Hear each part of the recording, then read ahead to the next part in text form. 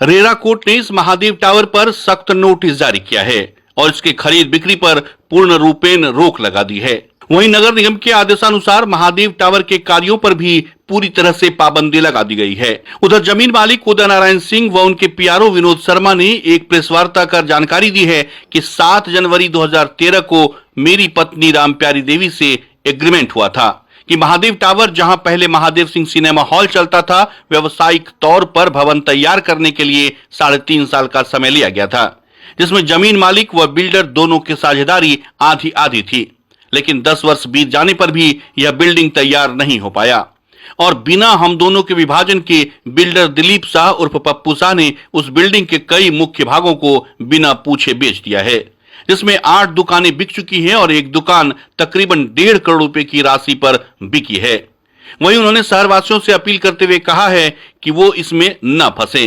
वहीं उदय नारायण सिंह व विनोद शर्मा ने बताया कि इस भवन पर रेरा न्यायालय ने अपने आदेश जारी कर दिए हैं कि इस भूखंड की बिक्री नहीं हो सकती है। जब तक न्यायालय से आदेश पारित नहीं होता है तब तक कोई भी खरीदार इसे नहीं खरीदे। मैंने महादेव चित्र मंदिर को पहले था, उसको हम पप्पू शाह उर्फ दिलीप शाह को दिया बनाने के लिए। इसमें शेयर मेरा 50-50% होता है और वो बिना बंटवारा, बिना किसी तरह किए वहाँ ज़मीन का वो बिक्री करना शुरू कर दिए बिल्डिंग का। इसलिए मेरा सबसे यह है कि वो कोई नहीं खरीदे बिना हमारे परमिशन का, और न्यायालय से रेरा के द्वारा उस पर रोक लगा हुआ है और इसी पर तो वो आप नहीं बेच सकते हैं किसी को, जो खरीदेंगे वो फंसेंगे। सर, हम लोगों की कीमती भूखंड महादेव चित्र मंदिर हमने बिल्डर को बनाने के लिए आज के 10 साल पूर्व दी थी। बिल्डर पप्पू शाह उर्फ दिलीप कुमार शाह को दी थी, जो 3.5 वर्ष में बननी थी, अभी तक नहीं बनी। उसमें जो निर्माण में उन्होंने बिहार बिल्डिंग बायलॉज के नियमों का उल्लंघन किया और नियम विरुद्ध जो उन्होंने बिक्री सेल डीड कर दी है, और उसमें लोगों के करोड़ों रुपये फंस गए। वो बेचारे व्यापारी भाई जो आके हम लोगों के पास रो रहे हैं, गुहार लगा रहे हैं कि आपकी गुडविल, आपकी संपत्ति समझ के हम लोगों ने तो सिंह जी ले लिया और आज हम लोगों के साथ ऐसा क्यों हो रहा है। तो उस बिल्डिंग पे अभी बिहार रेरा कोर्ट द्वारा किसी भी तरह की बिक्री और नगर आयुक्त भागलपुर द्वारा किसी भी तरह के निर्माण कार्य पर रोक लगी हुई है। इसलिए दूसरे मेरे शहर के भाई उसके चक्कर में न फंस जाएं। भागलपुर के प्रसिद्ध यूट्यूबर, कॉमेडियन और एक्टर आदर्श आनंद का आज एक गाना पियर पियर रिलीज हो गया। इस गाने में अभिनेता के रूप में भागलपुर के आदर्श आनंद, अभिनेत्री के रूप में भी उन्होंने ही अभिनय किया है। गाने को गोपालपुर के लोक कलाकार सोनू निगम ने गाया है, तो वहीं इस गीत को संगीतबद्ध किया है रोशन कुमार सिंह ने। प्रेस वार्ता के दौरान प्रसिद्ध कलाकार आदर्श आनंद ने बताया कि यह गाना पूर्ण रूपेण अश्लील मुक्त है और समाज में यह अच्छी पहल है, इससे लोगों को सीख लेना चाहिए। इस गाने के साथ साथ जल्द ही OTT प्लेटफॉर्म पर मेरी 2 फिल्म भी रिलीज हो रही है। साथ ही उन्होंने बताया कि जल्द ही आपको बड़े पर्दे पर महाकाल नगरी फिल्म भी देखने को मिलेगी। गौरतलब हो कि भागलपुर के मशहूर यूट्यूब कलाकार आदर्श आनंद काफी गरीब परिवार से ताल्लुकात रखते हैं। वो अपनी मेहनत और अपने बलबूते उन्होंने यह मुकाम हासिल किया है। उनके इस सफर में उनकी मां और पिताजी का अहम योगदान रहा है। हमारा एक गाना लॉन्च हो रहा है, वो है पियर पियर। और सबसे ज़रूरी चीज़, सबसे मोस्ट इम्पॉर्टेंट चीज़ कि ये गाना मेरे लिए इतना इम्पॉर्टेंट नहीं है जितना इम्पॉर्टेंट ये अब कहना कि मैं बिहार से हूँ और बिहार में जैसे कि हम लोगों को मालूम है कि भोजपुरी एक बहुत ही सलील भाषा है, बहुत ही प्यारी सी भाषा है, बहुत ही प्यारी सी लैंग्वेज है। और इस लैंग्वेज में हम देखते हैं कि अलग अलग जगह पे जाते हैं, अलग अलग राज्यों में जाते हैं, अलग अलग शहरों में जाते हैं। देखिए, इस भाषा के लोग बहुत ज़्यादा शामिल हैं हर जगह पे, हर क्षेत्र में। तो आज हम देख रहे हैं कि भोजपुरी समाज में भोजपुरी ऐसे ऐसे गाने लेकर आ रहे हैं, कुछ ऐसे आर्टिस्ट जो कि अमूमन अश्लील गाने होते हैं। और मैं बस उन लोगों से आग्रह कर रहा हूँ इस प्रेस कॉन्फ्रेंस के माध्यम से कि आप सभी लोग भी इसमें साथ दें, बढ़ चढ़कर हिस्सा लें कि अश्लील मुक्त भोजपुरी हो। और उसी का एक मतलब साधारण, मैं भी एक छोटा सा कलाकार, एक आर्टिस्ट होने के नाते मैं देखता हूँ कि बहुत सारे ऐसे आर्टिस्ट हैं भोजपुरी इंडस्ट्री में जो कि अच्छा कर रहे हैं, अच्छे अच्छे गाने को लेकर आ रहे हैं और अपना परचम लहरा रहे हैं और अपने समाज को एक अच्छा संदेश देना चाह रहे हैं अपने आर्ट से, अपनी कला से, अपने गायकी से, अपने सिंगिंग के माध्यम से, अपने गानों के माध्यम से भोजपुरी समाज में एक अच्छा कार्य करने की कोशिश कर रहे हैं।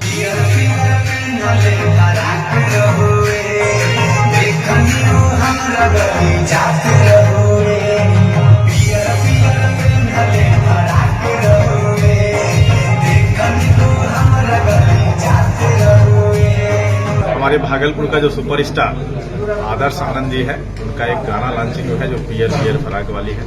और इस तरह से भोजपुरी में जो अश्लीलता फैलाई जाती है उस पर एक बड़ा तमाचा हमारे आदर्श आनंद ने मारा है। और ऐसा नहीं कि भोजपुरी अश्लीलता ही होता है, इन्होंने ये साबित कर दिया है कि जो है अश्लीलता को छोड़ के भी भोजपुरी होती है।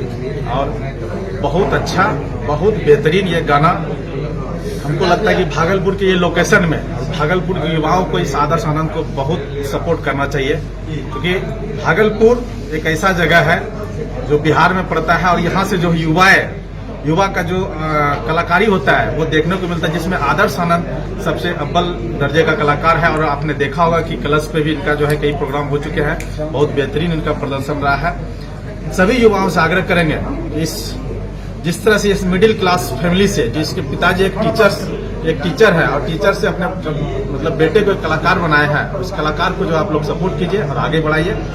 शुभकामनाएं हैं, माता रानी से बस यही प्रार्थना करेंगे कि इस आदर्श आनंद को ऊंचाई तक पहुंचाए। हम लोग पूरा युवा के साथ है और साथ रहेंगे। और हमारे भाई आदर्श आनंद जो पियर पियर एल्बम लेके आए हुए हैं, ये बहुत अच्छा सॉन्ग है और हम सभी लोगों से अपील भी करते हैं कि इनको काफी सपोर्ट कीजिए। और भागलपुर में जो है इनका परचम तो लड़ा ही रहा है और पूरे बिहार में भी इनका परचम रहा है, पूरे देश में इसका परचम है। इस शुभकामनाएं मैं उनको देता हूँ।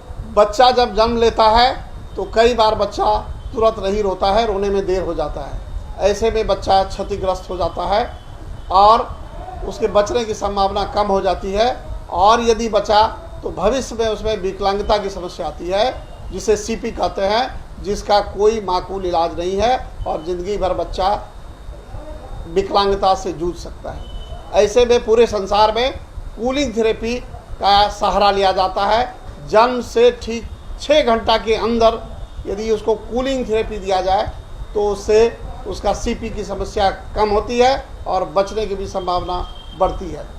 पहली बार बिहार झारखंड में आपके शहर के स्नेह नवजात शिशु बाल सेवा केंद्र में यह मशीन उपलब्ध है। कभी भी ऐसी बात हो कि बच्चा रोने में विलम्ब हो गया तो आप स्नेह नवजात शिशु बाल सेवा केंद्र में जरूर संपर्क करें। हाथों में हथियार लहराते खेत पर कब्जा जमाने के लिए एक बदमाश का सोशल मीडिया पर वीडियो जमकर वायरल हो रहा है। मामला भागलपुर के नवगछिया का है, जहां अपराधियों के हौसले बुलंद हैं। वायरल वीडियो में अपराधी हथियार के बल पर किसान की जमीन को जबरन जुताई कर रहा है। मामला रंगरा थाना के उसरहिया बहियार का है, जहां गोपालपुर के सुकटिया बाजार निवासी किसान सदानंद मोदी की 10 कट्ठा जमीन पर गांव के ही दबंग हथियार के बल पर जबरन ट्रैक्टर चलवा रहे हैं। वीडियो में साफ तौर पर देखा जा सकता है कि अपराधी हाथ में कट्टा लेकर किसी व्यक्ति को धमका रहा है। वीडियो वायरल होने के बाद पुलिस ने मामला भी दर्ज कर लिया है और आरोपियों की गिरफ्तारी के लिए छापेमारी तेज कर दी है। देश भर में कलश स्थापना के साथ ही दुर्गा पूजा बड़े ही धूमधाम के साथ मनाया जा रहा है। नवगछिया के प्राचीन मंदिरों की कहानियों से हम आपको लगातार रूबरू भी करा रहे हैं। आज हम आपको सिद्धपीठ मणिद्वीप मां दुर्गा के दर्शन करा रहे हैं। भागलपुर के नवगछिया अनुमंडल अंतर्गत बिहीपुर के ब्रह्मपुर गांव में सिद्धपीठ मणिद्वीप मंदिर स्थित है। इस मंदिर का इतिहास करीब 400 वर्ष पुराना है। बताया जाता है कि मां दुर्गा ने ग्रामीण को स्वप्न में आकर मंदिर स्थापित करने की बात कही थी, जिसके बाद से यहां मंदिर की स्थापना की गई। दुर्गा पूजा में 12 घंटे तक गांव के लोग दुर्गा सप्तशती का पाठ करते हैं। वेदी पर सीमेंट से बनी मां की प्रतिमा है, जिसकी पूजा प्रतिदिन होती है। वहीं दुर्गा पूजा में षष्ठी पूजा को प्रतिमा स्थापित की जाती है। तांत्रिक विधि विधान से यहां पूजा अर्चना की जाती है। नवमी पूजा को भैंसे की बलि दी जाती है। इसके बाद करीब 3000 छागर की भी बलि होती है। 10वीं को मंदिर के पास बने तालाब में मां दुर्गे को जय घोष के साथ विदाई दी जाती है। भागलपुर समेत आसपास के कई जिलों के लाखों लोग यहां पहुंचते हैं। वर्ष 2019 से यहां भव्य मंदिर का निर्माण भी कराया जा रहा है। दक्षिण भारत के मंदिरों के तर्ज पर भव्य मंदिर और गुंबज बनाया गया है, जिस पर 90 किलो का पताका स्थापित है। वृंदावन के शिल्पकार ने इसे डिजाइन किया है। ग्रामीण चंदा इकट्ठा कर गुंबज का निर्माण करवा रहे हैं। मंदिर में मां दुर्गा सप्तशती का पाठ मुद्रित किया जाएगा। बिहार में यह मंदिर काफी प्रसिद्ध है। जो भी यहां सच्चे मन से पहुंचते हैं उनकी मनोकामना जरूर पूरी होती है। मंदिर की भव्यता प्रतिमा की खूबसूरती देखते ही बनती है। पूजा समिति के अध्यक्ष ने कहा कि भ्रमरपुर दुर्गा मंदिर लगभग 400 वर्ष पुराना है और अद्भुत निर्माण के काल का अद्भुत दृश्य उपस्थित है। जब इस मंदिर का निर्माण हुआ तो ठीक दुर्गा मंदिर के बगल से गंगा नदी बहती थी। आज से 400 वर्ष पहले और 1000 ब्राह्मणों ने स्नान कर पीले वस्त्र धारण करके हाथों में गंगा की मिट्टी लेकर पिंडी का निर्माण किया है। इसलिए दुर्गा मंदिर पिंडी में ही निवास करती हैं। पहले मूर्ति नहीं थी, मूर्ति बाद में बनी है। केवल पिंडी की ही पूजा होती थी। हमारे पूर्वजों ने एक परंपरा चलाई है कि गांव का एक बच्चा जब तक दुर्गा सप्तशती का पाठ मंदिर में नहीं करेगा तब तक अन्न और जल ग्रहण नहीं करता है। यहाँ 7 पूजा के रात में निशा पूजा के दिन निशा बलि पड़ती है और महानवमी के दिन बलिदान होता है, जिसमें हजारों बलि पड़ती है। वहीं श्रद्धालु ने कहा कि यहाँ पर सच्चे मन से जो भी माँ दुर्गा से कुछ मांगता है उनकी हर मुराद माँ जरूर पूरी करती हैं। भ्रमरपुर के मंदिर में बहुत तरह के कार्यक्रम हैं। सुबह में 5 बजे हम लोग सीताराम नाम धुन के साथ प्रभात फेरी निकालते हैं। पूरे गांव में गली गली में सीताराम नाम संकीर्तन के साथ प्रभात फेरी करते हैं। उसके बाद पंडित शशिकांत झा और पंडित धनंजय झा के नेतृत्व में तांत्रिक पद्धति से विस्तार पूर्वक 10 दिन पूजा होता है। यजमान के रूप में हमारे दुर्गा मंदिर के पुजारी पंडित अभिमन्यु गोस्वामी वहाँ पर अपना कार्य करते हैं। उसके बाद रात्रि में सायंकाल 6:30 बजे भव्य आरती माता की होती है, जिसमें हजारों लोग भाग लेते हैं। और रात्रि में 8 बजे से 10 बजे तक संकीर्तन का आयोजन होता है। 3 पूजा से लेकर 10 पूजा तक मंचीय कार्यक्रम भी है, जिसमें 3 पूजा से 7 पूजा तक रामलीला का कार्यक्रम होगा, जिसमें गुड्डा और बांका के कलाकार भाग लेंगे। और 8, 9 और 10 पूजा को भारतीय भ्रमरपुर के नाट्य कला परिषद के नवयुवक अपने नाट्य कला का प्रदर्शन करेंगे। इसके अतिरिक्त 20 और 21 अक्टूबर 6 और 7 पूजा को कुश्ती दंगल का आयोजन रखा गया है, जिसमें महिला और पुरुष पहलवान अपने शौर्य का प्रदर्शन करेंगे। हरियाणा, दिल्ली, पंजाब से पहलवान इसमें शिरकत करेंगे। Bhagalpur eastern Bihar chamber of commerce के कार्यालय में मेयर डॉक्टर वसुंधरा लाल की अध्यक्षता में दुर्गा पूजा महासमिति की बैठक चैम्बर के लोगों के साथ हुई, जिसमें दुर्गा पूजा के दौरान लगने वाली भीड़ से लोगों को कम परेशानी हो, इसको लेकर क्या उपाय किए जा सकते हैं, इस पर चर्चा की गई। व्यापारियों के द्वारा कई तरह के सुझाव दिए गए। वहीं सबसे बड़ी समस्या विसर्जन शोभा यात्रा के दौरान विद्युत आपूर्ति बाधित रहने के कारण लोगों को काफी परेशानियों का सामना करना पड़ता है, इस बात पर हुई। इन समस्याओं को दूर करने के लिए व्यापारियों के द्वारा मेयर से आग्रह किया गया। वहीं उनसे अपील की गई है कि शोभा यात्रा के दौरान जिस रूट से शोभा यात्रा निकलती है उस रास्ते पर विद्युत तारों को अंडरग्राउंड कर दिया जाए, जिससे यह समस्या हमेशा के लिए दूर हो जाए। व्यापारियों का कहना था कि लंबे समय से यह मांग व्यापारी करते आ रहे हैं, लेकिन आज तक इस समस्या का समाधान नहीं निकल पाया है। हर बार केवल आश्वासन देकर छोड़ दिया जाता है। आज चैम्बर ने एक प्रयास किया कि दुर्गा पूजा समिति के जो भी सदस्य हैं या कमेटी हैं उनसे एक मीटिंग करें और रूबरू हो। और ये एक अच्छी बात है कि इसमें कमेटी में सोनू जी हैं, विनय जी हैं और सबों का इसमें सहयोग भी है, काफ़ी पदाधिकारी हैं और 239 आदमियों की टीम हुई है। इसका लगता है कि बहुत अच्छा काम इस बार होगा। लेकिन हम लोग इसमें 2-4 बातें हैं। क्या है कि एक तो सोच समय मूर्ति का विसर्जन हो, समय पे जो लेट होता है, जो भी कारण बनता हो, चाहे वो प्रशासनिक कारण हो या सामाजिक कारण हो या वहाँ के जो लोग व्यवस्थित लोग हैं, व्यवस्था करने वाले, उनका कारण हो। मैं सबों से आपके माध्यम से अनुरोध करूँगा कि 100 समय मिर्ची उठे और उसका जो भी समय है वो सब तय है। 100 समय बाजार से पास करें, क्योंकि बाजार में व्यवस्था में एक ही व्यवस्थित है, अव्यवस्था है कि आज हमारी सड़क जो है वो हमारे सामने है, चाहे जो भी स्थितियां बनती हो। और बिजली की जो स्थिति होती है, तो बिजली की स्थिति इतनी खराब हो जाती है कि घर में कोई बीमार हो, कोई बच्चा हो, कोई बूढ़ा हो, उसके लिए बहुत बड़ी परेशानी हो जाती है। और उससे क्या है कि हम लोग को पानी जो मिलना चाहिए वो भी समय पर नहीं मिलता है। तो इस बात पर ही ध्यान रखा जाए। तो इसमें हम लोगों ने इनसे अनुरोध किया है कि कम से कम 100 समय उठे, 100 समय इसका विसर्जन हो। चूंकि त्योहारों का माहौल है, त्योहारों का मौसम आ चुका है, तो मैं आपके चैनल के माध्यम से ये जानकारी देना चाहूँगा कि जैसे ही त्योहार का मौसम आता है, सबसे बड़ी समस्या विसर्जन जो होता है उससे संबंधित आ जाती है। आज दुर्गा पूजा हो, काली पूजा हो, इन सब त्योहारों में सबसे बड़ी समस्या विसर्जन और विसर्जन के बाद जो बिजली कट होती है, यही प्रमुख रूप से जो है समस्या उत्पन्न होकर के आई है।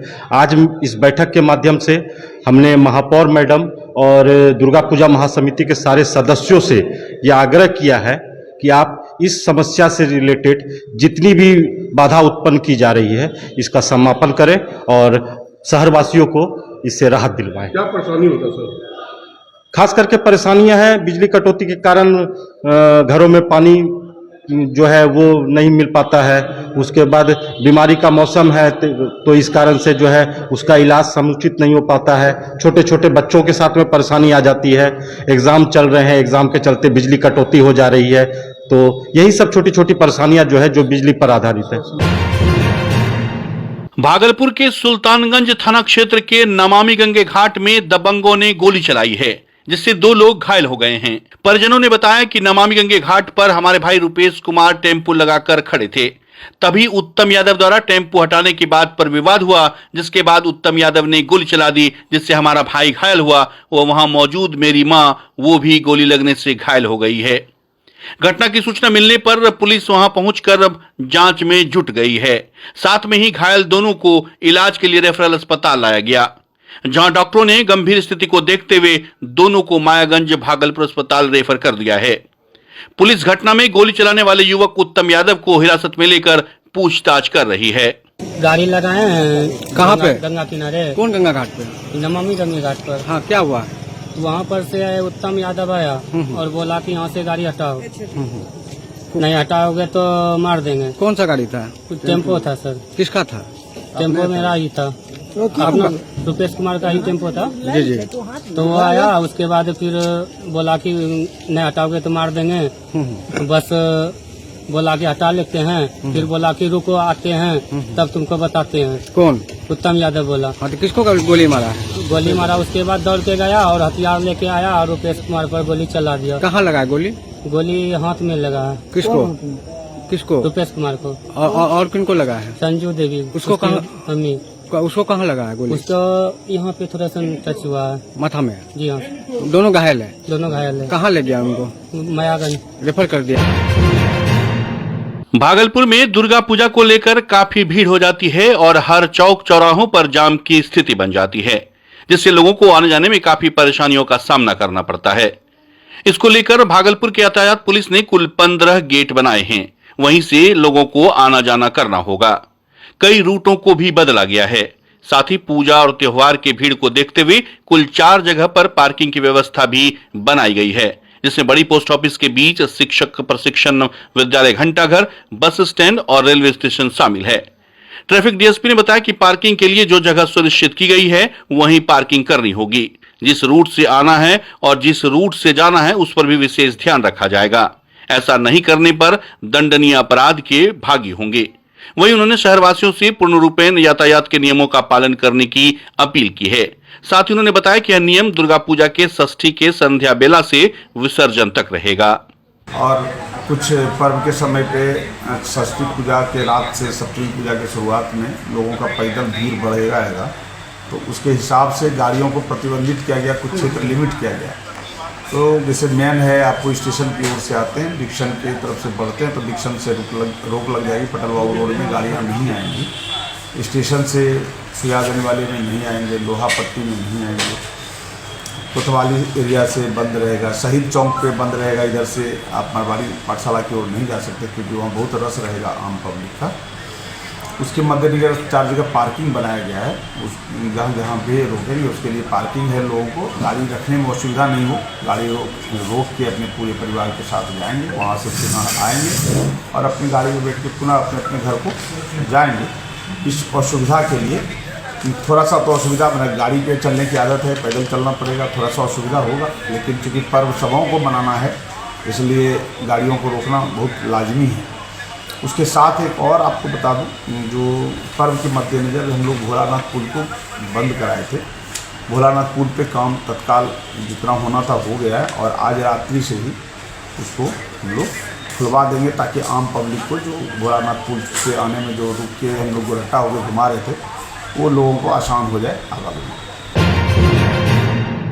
भागलपुर में जिला स्तरीय समन्वय और अनुश्रवण समिति दिशा की बैठक का आयोजन भागलपुर के समाहरणालय स्थित समीक्षा भवन में किया गया, जिसकी अध्यक्षता सांसद अजय मंडल ने की। कार्यक्रम के दौरान जिलाधिकारी सुब्रत कुमार सेन, डीडीसी अनुराग कुमार, नगर आयुक्त डॉक्टर योगेश सागर के अलावा कई विभागों के वरीय पदाधिकारी मौजूद थे। वहीं बैठक में मनरेगा के तहत किए गए कार्य पर समीक्षात्मक बैठक की गई। जो कार्य हो चुके हैं उसके रखरखाव एवं जो अभी अधूरे पड़े हुए हैं उन्हें जल्द से जल्द पूरा करने का निर्देश दिया गया। वहीं भागलपुर के सांसद अजय मंडल ने कहा कि आपदा के दृष्टिकोण से जो कार्य अभी नहीं हो पाए हैं उन्हें भी पूरा किया जाए। बाढ़ के समय लोगों को काफी परेशानियों का सामना करना पड़ता है। प्रधानमंत्री ग्राम सड़क योजना के तहत जो कार्य अधूरे हैं उन्हें भी पूरा करने का निर्देश दिया गया है। साथ ही पीने के पानी के परियोजनाओं पर भी कई बिंदुओं को लेकर वार्ता की गई। साथ ही आवास योजना व अन्य कई योजनाओं को जल्द से जल्द जमीन पर उतारने की बात भी इसमें कही गई। सांसद अजय मंडल ने कहा कि योजनाएं कई हैं, उन्हें जमीन पर उतारना है जिससे आम जनों को सुविधा मिल सके, इसलिए जिला स्तरीय समन्वयक एवं अनुश्रवण समिति दिशा की बैठक की जाती है। यह बैठक तभी सार्थक सिद्ध होगा जब लोग इसका पूर्ण रूपेण फायदा ले पाएंगे। वहीं सभी अधिकारियों को सांसद के द्वारा दिशा निर्देश को लेकर जल्द से जल्द सभी कार्यों को पूरा करने का निर्देश भी दिया गया। भागलपुर के उत्पाद थाना में शराब विनिष्टीकरण के दौरान शराब में आग पकड़ लिया। देखते ही देखते आग फैलने लगी। आनन फानन में इसके बाद अग्निशमन की एक गाड़ी को बुलाया गया, जिसके बाद अग्निशमन विभाग के कर्मियों द्वारा किसी तरह आग पर काबू पाया जा सका। मौके पर मौजूद उत्पाद निरीक्षक ने बताया कि मच्छर को देखते हुए मॉस्किटो कॉइल जलाया जा रहा था, जिसकी चिंगारी शराब में लग गई और आग फैलने लगा। इसके बाद तुरंत अग्निशमन विभाग को इसकी सूचना दी गई और अग्निशमन विभाग ने पहुंचकर जल्द ही आग पर काबू पा लिया। निरीक्षक का कहना है कि आग ज्यादा बड़ी नहीं थी और समय रहते इस पर पूरी तरह से काबू पा लिया गया है। और वो मस्कीटो जल रहा था, ये मच्छर भगाने के लिए, चूँकि जंगल झाड़ यहाँ पर रहता है, मस्कीटो जलाया गया। तो चूँकि स्प्रिट का मात्रा रहता है इसलिए उसमें चिंगारी पकड़ा तो उसमें ऐसा कोई बात हुआ नहीं, लेकिन तुरंत हम लोग प्रिकॉशन रखे कि स्प्रिट का मामला है, इसलिए फायर ब्रिगेड को हम लोग ने फ़ोन किया। वो अपना आए और बेचारे काम भी किए, लेकिन आग वैसा कुछ लगा नहीं था और अच्छे से विनष्टीकरण हुआ। नुकसान कितने का सर लगभग होगा? नुकसान कुछ नहीं, तो विनष्टीकरण करना था इसलिए विनष्टीकरण हुआ। अभी भी तो विनष्टीकरण चल ही रहा है। अगर वैसा आग रहता तो विनष्टीकरण नहीं ना होता। भागलपुर के सुल्तानगंज प्रखंड में बिहार सरकार के निर्देश पर स्थानीय पदाधिकारियों के द्वारा 2 पंचायतों में जनसंवाद कार्यक्रम का आयोजन किया गया। पहला जनसंवाद कार्यक्रम मसदी पंचायत के मनरेगा भवन में तो दूसरा भीर खुर्द पंचायत के पंचायत भवन में किया गया।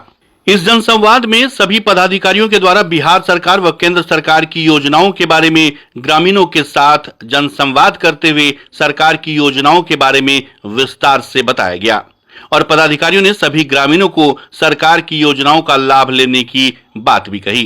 वहीं ग्रामीणों ने अपने अपने पंचायत में हो रही परेशानी के बारे में अवगत कराते हुए जल्द इसे निष्पादन कराने की मांग भी की। बीडीओ मनोज कुमार मुर्मू, सीओ अमित राज समेत कई अन्य पदाधिकारियों ने पंचायत में हो रही समस्याओं का जल्द निदान होने की बात भी कही।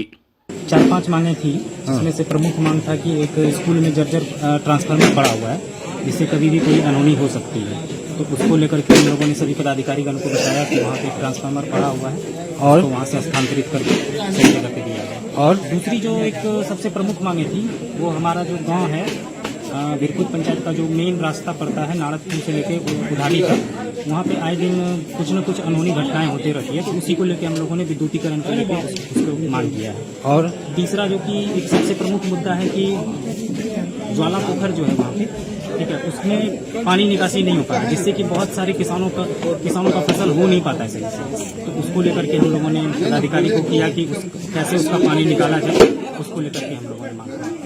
और कोई मुद्दा? और भी मुद्दे हैं जो कि हमारे जो तरेगा वार्ड पड़ता है, वहाँ पे क्या है कि एक भी स्कूल नहीं है और ना ही कोई पंचायत उस वार्ड में ना कोई स्वास्थ्य सुविधा है। तो उसके लिए भी हम लोगों ने मांग को रखा है कि वहाँ पे एक स्वास्थ्य सुविधा और स्कूल का भी कोई। क्या आश्वासन मिला पदाधिकारियों के द्वारा? बताया तो गया है, एक बीडीओ साहब के द्वारा एक